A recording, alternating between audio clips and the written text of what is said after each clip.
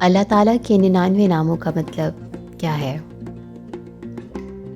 قرآن کریم میں اللہ تعالیٰ فرماتا ہے، سورۃ طٰہٰ آیت نمبر 8، وہ اللہ ہے، اس کے سوا کوئی خدا نہیں، اس کے لیے بہترین نام ہے۔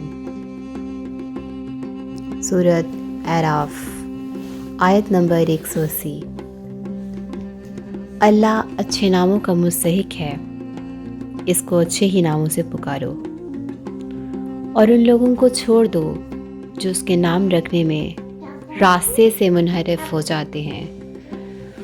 وہ جو کچھ کر رہے ہیں اس کا بدلہ پا کر رہیں گے۔ ان ناموں پر غور کیجئے تو معلوم ہوتا ہے کہ یہ کمال و جلال کی اعلیٰ صفات کی نمائندگی کرتے ہیں۔ صفت اگر موصوف کے ساتھ دائمی طور پر لگی رہے تو اسے نام بھی کہہ سکتے ہیں۔ اس مفہوم میں اسماء حسنی بہت سارے ہیں، کیونکہ عظمت الہی کی نشانیوں کی کوئی حد اور انتہا نہیں، اور جس طرح آسمان کے افق پر ستارے بھرے ہوئے ہیں، اسی طرح یہ اسماء حسنی بھی قرآن شریف میں جگہ جگہ ملتے ہیں، اور اکثر آیتوں کا خاتمہ انہی پر ہوتا ہے۔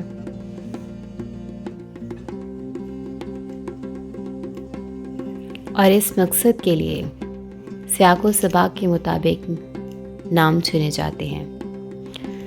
حدیث میں آتا ہے کہ اللہ تعالیٰ کے 99 نام ہیں، جس نے انہیں یاد و شمار کیا وہ جنت میں داخل ہو جائے گا۔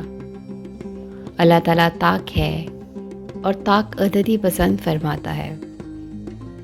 اسماء حسنی کو یاد یا شمار کرنے کا مطلب یہ ہے کہ اللہ تعالیٰ کی معرفت اور اسے پکارنے میں اس کے تمام ناموں اور صفات کو دھیان میں رکھا جائے، چند ہی صفات کو نہیں، اور دل میں اس حقیقت کو اجاگر کرتے ہوئے اور ان پر غور و فکر کرتے ہوئے صحیح بندگی اور اعلیٰ کمال کو سمجھا جائے۔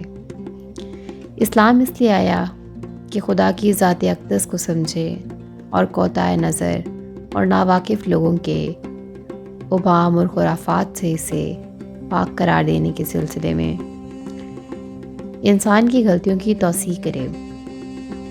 دنیاوی مذاہب نے الوہیت کو ایسی بگڑی ہوئی شکل میں پیش کر رکھا ہے جسے اہل دانش مسترد کرتے ہیں اور محسوس کرتے ہیں کہ اس کائنات کا موجد خالق اس سے کہیں زیادہ بالا تر ہے۔ پر اہل کتاب آئے تو انہوں نے ایسے خدا کا تصور پیش کیا جو ہاتھ پر ہاتھ دھرے بیٹھا ہو، بھولتا اور شرمندہ ہوتا ہو، اور اپنے تصرفات کی اہمیت کو سمجھتا ہی نہ ہو۔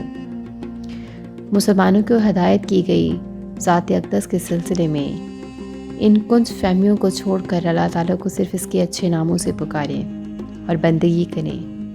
ان ناموں کو پڑھنے والا انہیں تبھی سمجھ سکتا ہے جب وہ کائنات اور زندگی کو پہچانتا ہو، آسمان و زمین کو پہچانتا ہو، یکے بعد دیگرے زمانے کو پار کرتے ہوئے آخرت کی طرف گامزن زندہ وجودوں کے قافلوں کو جانتا ہو، خدا کی اس عظیم مملکت سے ہٹ کر اس کے محکم قدرت کو سمجھے بغیر اس کی معرفت کا حصول ممکن نہیں۔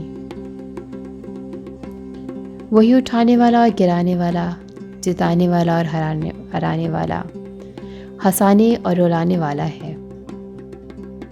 سورۃ الرعد آیت نمبر 20۔ اور اللہ ہی سارے کام کی تدبیر فرما رہا ہے، وہ نشانیاں کھول کھول کر بیان کرتا ہے، شاید تم اپنے رب کی ملاقات کا یقین کرو۔ اسماء حسنی کے ذریعے اللہ تعالیٰ کو پہچاننے والا جانتا ہے کہ وہ دنیا بہت بڑی ہے، مگر اس کا خالق اس سے بھی زیادہ بڑا ہے۔ انسانی عقل بلا شبہ حیرت انگیز ہے، لیکن کائنات میں ازل سے لے کر ابد تک موجود اور براعظموں میں بھری ہوئی کروڑوں اربوں عقلوں کو پیدا کرنے والا اس سے کئی زیادہ انوکھا اور زبردست ہے۔ ہم کہہ بھی کیا سکتے ہیں؟ زمین پر رینگنے والا کیڑا نہیں جان سکتا کہ انسان کیا ہے اور اس کی ذہانت کس درجے کی ہے، کائنات کیا ہے اور اس کی حدود کیا ہیں۔ لفظ نہیں جان سکتا کہ اسے لکھنے والا کون ہے۔ تب ہم حقیر اور معمولی وجود رکھنے والے اس برتر ذات کی حقیقت اور اس کی عظمتوں کی وسعتوں کو کیسے جان سکتے ہیں؟ ہم لاچار بندگی کے دائرے میں اللہ تعالیٰ کی پاکی بیان کرتے ہیں اور اس کی بزرگی کی بات کرتے ہوئے اس کے ساتھ اپنی کچی وفاداری اور اپنی محتاجی کا اعلان کرتے ہیں۔